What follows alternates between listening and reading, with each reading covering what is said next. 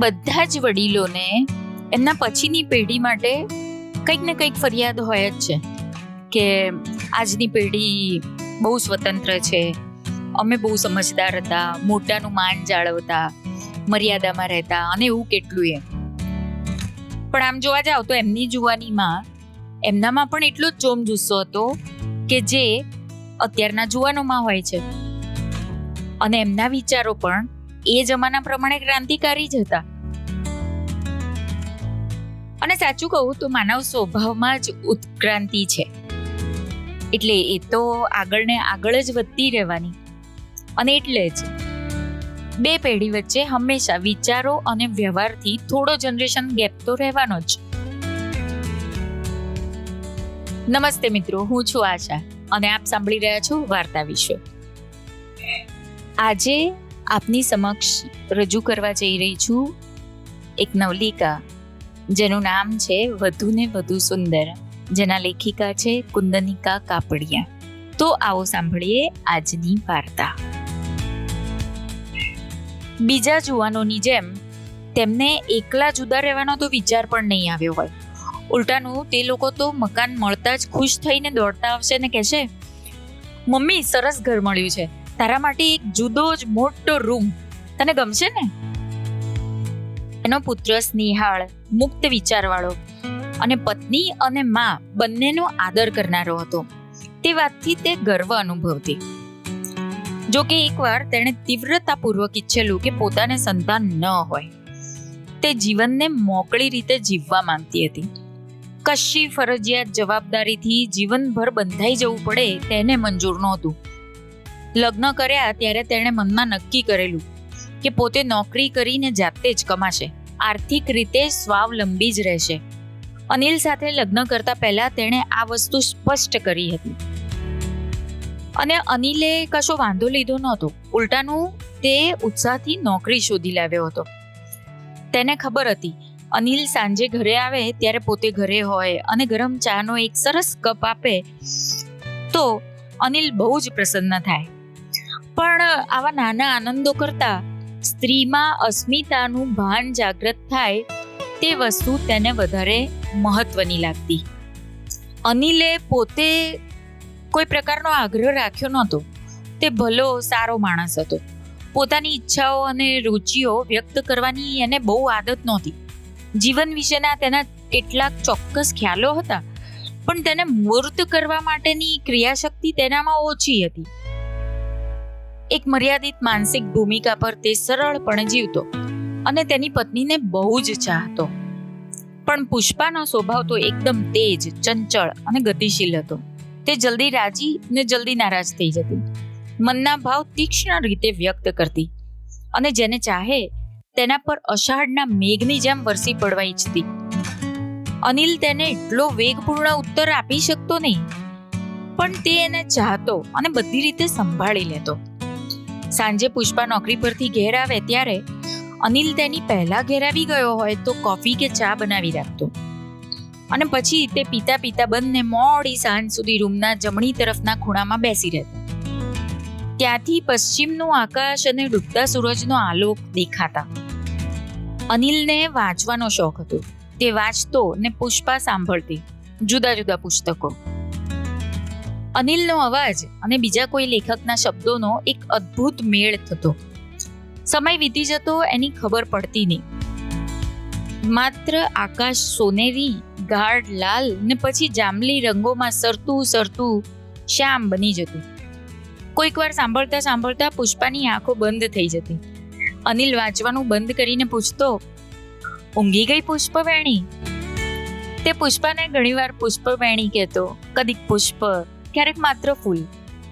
તેના પ્રેમની અભિવ્યક્તિ મંદ છતાં સ્નિગ્ધ હતી અને પુષ્પાને થતું કે પોતાના તેજ વ્યક્તિત્વને આ સ્નિગ્ધતા એક રક્ષણાત્મકતામાં લપેટી લે છે.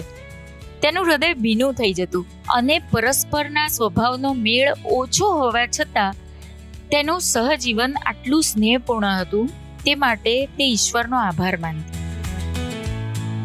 હવે આ દીપ અને વાસવી તેમના સહજીવનની રીત તદ્દન જુદી હતી, અથવા તો એક પેઢી પછી આવતા પરિવર્તનોને તે સ્વાભાવિક રીતે ઝીલી રહ્યા હતા.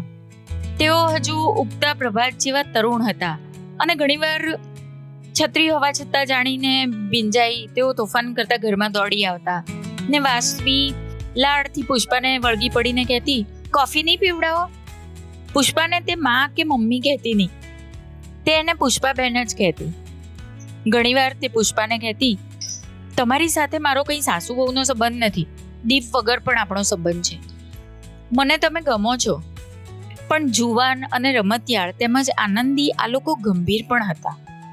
તેઓ ઊંડા વિષયોમાં પરોવાયેલા હતા ને પોતાના કામ પ્રત્યે તેમને નિષ્ઠા હતી. દીપ ઇલેક્ટ્રોનિક્સ લિમિટેડમાં વૈજ્ઞાનિક હતો. વાસવી મેથેમેટિક્સમાં PhD કરે છે. વાસવીના ટેબલ પર પુષ્પા ઘણીવાર વિખરાયેલા કાગળિયામાં તરેની ફોર્મ્યુલા અને સમીકરણો જુએ છે. તેને આમાંનું કશું જ સમજાતું નથી. તે BA સુધી ભણાઈ છે તો પણ એના વખતમાં તો BA ઘણું કહેવાતું. અનિલ એને પરણીને પોતાને ગામ લઈ ગયો ત્યારે પાડોશીઓ BA ભણેલી વહુને જોવા આવેલા અને તે નોકરી કરે છે જાણી ઘણા સગાઓ નારાજ પણ થયેલા. પણ આ દીપ ને વાસવીની તો વાત જ જુદી છે. એમની જીવવાની રીત પણ જુદી છે. પોતે ને અનિલ તો હંમેશા બધે સાથે જ જતા. તેને ફિલ્મ જોવાનું મન હોય ને અનિલ ન આવે તો તે પણ ન જતી. બધા જ કાર્યક્રમોમાં બધા જ સંબંધીઓના ઘેર તેઓ સાથે જ જતા. પણ દીપ તો ઘણીવાર વેસ્ટર્ન ક્લાસિકલ મ્યુઝિક સાંભળવા જાય છે ત્યારે વાસવી ઘેર હોય છે. અને વાસવી હાઇકર્સ ક્લબના સભ્યો સાથે પહાડ ચડવા જાય છે ત્યારે દીપ તેની સાથે નથી હોતો. પહેલા તો પુષ્પાને મનમાં શંકા થયેલી કે તેઓ શું એકબીજાને ઊંડાણથી ચાહતા નહીં હોય. પણ એ જોતી કે બંને સાથે હોય ત્યારે તેમના નાના બાલિશ તોફાનોમાં પ્રેમની પ્રસન્નતાનો એક ધોધ ફૂટી પડતો. પછી પુષ્પા સમજી હતી કે દાંપત્ય જીવનના પોતાના ખ્યાલ કરતા જુદા ખ્યાલો દુનિયામાં હોય છે. પોતાની જીવન રીતિ કરતા જુદી જીવન રીતિ હોય છે. પોતાના આનંદ કરતા જુદા પ્રકારનો આનંદ પણ હોય છે. ઘણીવાર તે દીપને વાસવીના ખંડ પાસેથી પસાર થતા તેમને સાંભળતી. વાસવી કહેતી, દીપ તું મને ખૂબ ગમે છે. દીપ કહેતો, તું મને જરા પણ નથી ગમતી. વાસવી બોલતી, દીપ તું તદ્દન મૂરખ છે, મારા કરતા તું વધારે મૂરખ છે. પછી આનંદના અસ્ફુટ અવાજો સંભળાતા. તેઓ એકબીજા સાથે કેવી રીતે લડતા હશે ને એકબીજાને કેમ મનાવતા હશે તેની કલ્પના તે કરી શકતી. તેને એ ગમતું. તેણે પોતે પણ નાની વસ્તુઓમાં રહેલા માધુર્યની એ પ્યાલી પીધી હતી.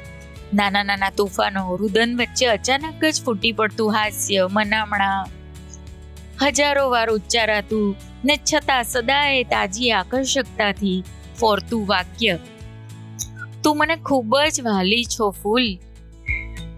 તો પણ દીપ વાસવીની વાત જરા જુદી હતી. તેઓ વધારે ખુલ્લા હતા. બહારથી આવતા ત્યારે જાણે વંટોળથી ઘરને ભરી મૂકતા. પોતાની સામે જ એકબીજાને નેહથી નવડાવી રહેતા ને કદીક બે વચ્ચે ઝઘડો થાય ત્યારે વાસવી લાડથી પોતાને પૂછવા આવતી. પોતે આર્થિક રીતે સ્વાવલંબી બની હતી પણ આ વાસવીમાં કશુંક વધારે હતું. તે આત્મનિર્ભર હતી. તે સ્વતંત્રપણે સંબંધ બાંધી શકતી. પોતે અનિલના કોઈ સગા સાથે સ્વતંત્ર રીતે આત્મીયતાનો સંબંધ બાંધ્યો નહોતો. અનિલની માં તેને માટે માત્ર સાસુ જ બની રહી હતી. સાસુની યાદ ઘણીવાર આવે છે. દેહે દુર્બળ, સદાય ખાંસતી રહેતી, અત્યંત જર્જર એ વૃદ્ધ સ્ત્રી મોટા ભાગનો વખત પથારીમાં સૂઈ રહેતી.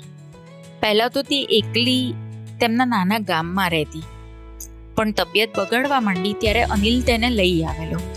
પુષ્પાને જરા પણ ગમેલું નહીં. વૃદ્ધ અને માંદા લોકો સહાનુભૂતિને પાત્ર છે તેમ તેની બુદ્ધિ કહેતી, પણ તેને હંમેશા પોતાને માથે લદાયેલી વધુ જવાબદારીનો જ ખ્યાલ આવતો. વૃદ્ધ ને બીમાર માણસ, સ્વભાવ કેવોય ચીડિયો થઈ ગયેલો, જમવામાં કેટલી આળપંપાળ. હવે પોતાનાથી મોકળી રીતે હરીફરી શકાય નહીં. રાતના 11 વાગે અચાનક જ તરંગ ઉઠે તો દરિયા કિનારે ફરવા જઈ શકાય નહીં.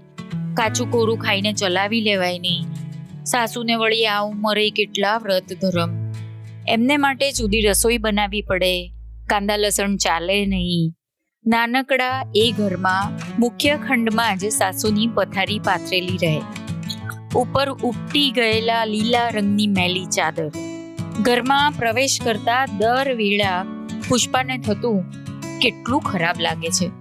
દિવાલ પરના સુંદર ડવ ગ્રે રંગ સાથે ગંદી ચાદરનો કેમે કરી મેળ મળતો નથી. તેને ઘર સજાવવું ગમતું, પણ સાસુની એ મેલી પથારી, નજીક પડેલી દવાની શીશીઓ, થૂંકવાનો વાટકો, બધું જોઈને તેનું મન કડવું થઈ જતું. તેની સખીઓ તેને બહાર જવા માટે બોલાવવા આવે ત્યારે કદીક કટાક્ષથી તો ક્યારેક નિશ્વાસથી એ કહેતી, શી રીતે આવું? આખો દિવસ નોકરીમાં ગયો અને હવે આ બા પાસે બેસવું જોઈએ ને.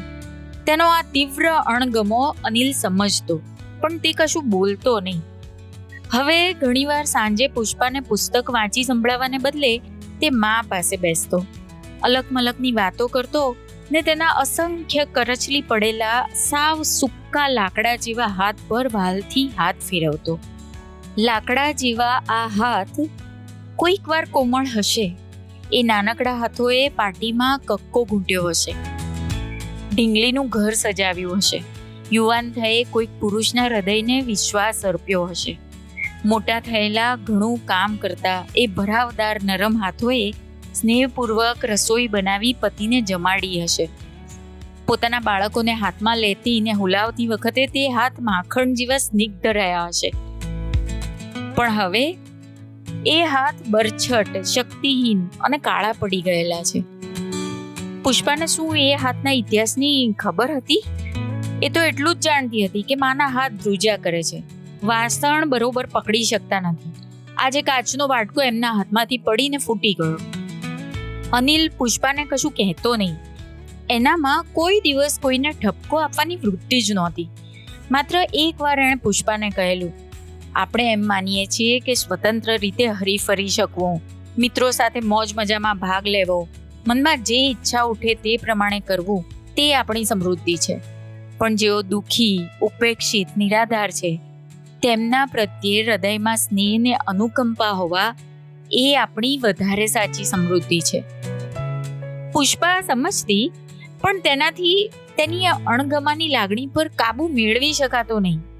સાસુનો જ શા માટે? નાનકડા દીપનો એને તો બોજ લાગતો. માતૃત્વને આટલું બધું ગૌરવ કેમ અર્પવામાં આવ્યું હશે તેને નવાઈ લાગતી. માતા બનવામાં પોતાની ભૂલ થઈ છે તેમ લાગતું. તેના હૃદયને બીજા પ્રકારની તૃપ્તિ જોઈતી હતી. નિર્બંધ રીતે દેશ દેશાવર ઘૂમવાની ઝંખનાથી તેનું રોમે રોમ તલસતું. એકાંત, મુક્તિ, નીરવતા માટે તેનું મન ઝંખ્યા કરતું. નાના દીપની ચીસો ને રુદનથી તે અતિશય અકળાઈ જતી. પછી એકદમ જ પરિવર્તન આવ્યું. તેના પર એક વજ્રઘાત થયો. શનિવારે અડધો દિવસ કામ કરી તે ઘરે આવી ગઈ હતી ને અનિલની રાહ જોઈ રહી હતી. તેઓ બંને ફિલ્મ જોવા જવાના હતા. તેમને જતા જોઈને દીપ રડે નહીં તે સારું થઈને તે એને પડોશીના ઘરે મૂકી આવી હતી. અનિલ 2 વાગે આવવાનું કહીને ગયો હતો, પણ 4 વાગ્યા સુધી આવ્યો નહીં. પુષ્પાનું મન વ્યગ્ર થઈ ઉઠ્યું. એણે મન પરોવવા એક પુસ્તક હાથમાં લીધું. તે વખતે અનિલના એક મિત્રે આવીને કહ્યું, અનિલને અકસ્માત થયો છે. એક મિત્ર સાથે તે સ્કૂટર પર આવતો હતો અને ઝડપથી વળાંક વળવા જતા સ્કૂટર ઉથલી પડ્યું. પુષ્પાનું હૃદય જાણે ધડકતું અટકી ગયું. અકસ્માત? અનિલને? પણ તેને બહુ તો નહીં જ વાગ્યું હોય. નથી વાગ્યું ને? એણે પૂછ્યું. તેના મિત્રે ડોકું ધૂણાવ્યું. ના, ખોટું બોલવાનો કંઈ અર્થ નથી. અનિલ મૃત્યુ પામ્યો છે. જે દુર્ભાગ્ય માટે પુષ્પા જરાય તૈયાર નહોતી તે તેના પર અચાનક જ તૂટી પડ્યું હતું. દિવસો ને રાતો અંતહીન રુદનમાં એકાકાર બની ગયા. આકાશમાંથી બધા તારા જાણે એક સાથે આથમી ગયા હતા.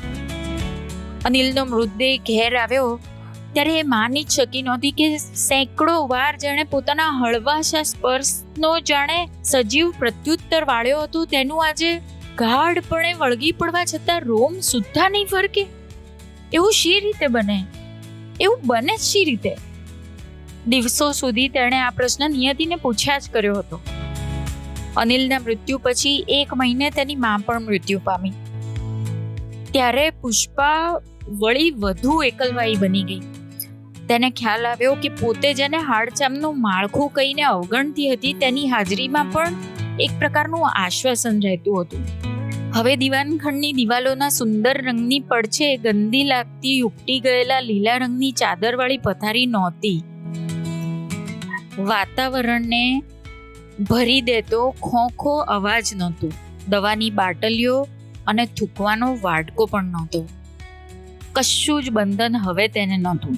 હવે તે ઠીક લાગે ત્યાં ફરી શકે, મન પડે તે પ્રવૃત્તિ કરી શકે, દૂર સુધી પ્રવાસે જઈ શકે, ઈચ્છે તેટલા પુસ્તકો વાંચી શકે. હવે બધી જ સ્વતંત્રતા હતી. પણ હવે તેને કશું કરવાનું મન થતું નહોતું. અનિલના પ્રેમની યાદમાં તે જીવ્યા કરતી. તેણે દીપને મોટો કરવા પાછળ પોતાનું સર્વસ્વ રેડી દીધું. આ આઘાતે કદાચ તેને સમજાવ્યું હતું કે પોતે જેને સ્વતંત્રતા માનતી હતી તેના કરતાં બીજી એક વસ્તુ ઘણી મોટી હતી, અને તે હતો સ્નેહ. જેમને ચાહતા હોઈએ તેમની હયાતીની એક હૂંફ. તે હવે આ વસ્તુ સમજી હતી, પણ એ સમજણ પ્રાપ્ત કરવા તેને ઘણો મોટો ભોગ આપવો પડ્યો હતો. તે હવે પ્રૌઢ થઈ ગઈ હતી. યુવાવસ્થામાં ઉદ્દામ આંદોલનો અનુભવતું તેનું હૃદય શાંત અને આવેગરહિત બન્યું હતું. દુઃખના તીવ્રતમ ઝાટકાઓ હવે શમી ગયા હતા. જીવન વિશે તેને એક ઊંડી સમજ મળી હતી.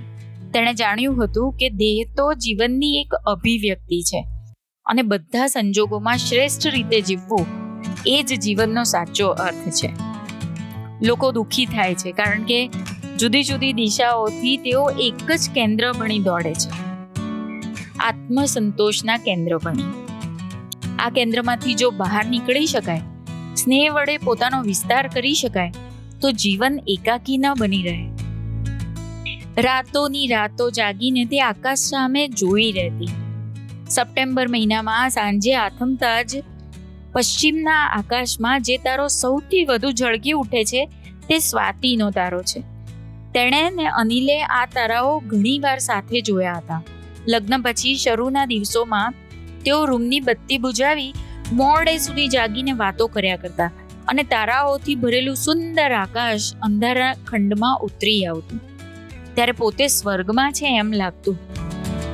હવે તારાઓ એ જ હતા અને આકાશ પણ એ જ હતું, પણ પોતાના જીવનનો એક અધ્યાય પૂરો થયો હતો. છતાં બીજા સ્વરૂપે, દીપ અને વાસવીના સ્વરૂપે એ જ જીવન ચાલુ રહેશે. તે જોઈ શકતી હતી કે વાસવી પોતાના કરતાં વધારે સારી હતી. પોતે અનિલની મા માટે અણગમો સેવ્યો હતો, પણ વાસવી પોતાના જેવો અનાદર નહીં કરે. આમ જ થવું જોઈએ. જીવન ચાલુ રહેવું જોઈએ, વધારે સારા રૂપે ચાલુ રહેવું જોઈએ. એકાએક તેને માતૃત્વના ગૌરવનો અર્થ સમજાયો. એ માત્ર માના બાળક માટેના નિસ્વાર્થ કહેવાતા સ્નેહનું ગૌરવ નહોતું, પોતાના કરતાં વધુ સારા જીવનના સર્જન માટેના પ્રયત્નનું ગૌરવ હતું. હવે કોઈ પણ દિવસે દીપને વાસવી આવીને કહેશે, મકાન મળી ગયું છે, મોટું છે, આપણે તેમાં રહેવા જઈશું ને? ના, જૂના લોકોએ નવા લોકોના માર્ગ પર ઘસડાઈને નહીં ચાલવું જોઈએ. તેના પર માત્ર વૃક્ષની છાયા પાથરવી જોઈએ. કોઈક દિવસ પોતાની સ્થિતિ પોતાની સાસુ જેવી કદાચ થશે. હાથ નિર્જીવ અને લાકડા જેવા સખત બની જશે. આંગળા કદાચ આખો વખત ધ્રુજ્યા કરશે. એક ક્ષણ પુષ્પા કંપી ગઈ, પછી તે હસી. તેની સાસુ કરતાં તેનામાં વધારે સ્વસ્થતા હતી. એકલા અને આનંદથી કેમ રહી શકાય એ એને આવડ્યું હતું. પોતાના કરતાં વાસવીમાં વધુ માનવ ભાવ છે. બુઢ્ઢા બીમાર લોકો સાથે કેમ સહજ સ્નેહભાવથી રહી શકું તે જાણે છે. વળીને વળી તે આ જ વાત પર પહોંચતી હતી. દરેક પેઢીએ જીવન વધુ ને વધુ સુંદર બનતું જવું જોઈએ. એ જ માનવજાતની દિશા છે, એ જ એની ગતિ છે. વિશ્વ આત્માનો આ નિગૂઢ સત્ય સંકલ્પ જાગૃત થાઓ, ક્રિયાવાન થાઓ, પૂર્ણ થાઓ. ગાઢ દુઃખ વેઠીને તે આ સમજ પર પહોંચી હતી. દીપ અને વાસવી તેમના સહજ ઉલ્લાસમાં આ સમજને પામો. એથી વધુ હવે પુષ્પાને કશી જ ઈચ્છા નથી. મિત્રો, આ હતી આજની વાર્તા વધુ ને વધુ સુંદર. મને આશા છે કે તમને આ વાર્તા ખૂબ જ ગમી હશે. ફરી મળીશું એક નવી વાર્તા સાથે. ત્યાં સુધી આવજો.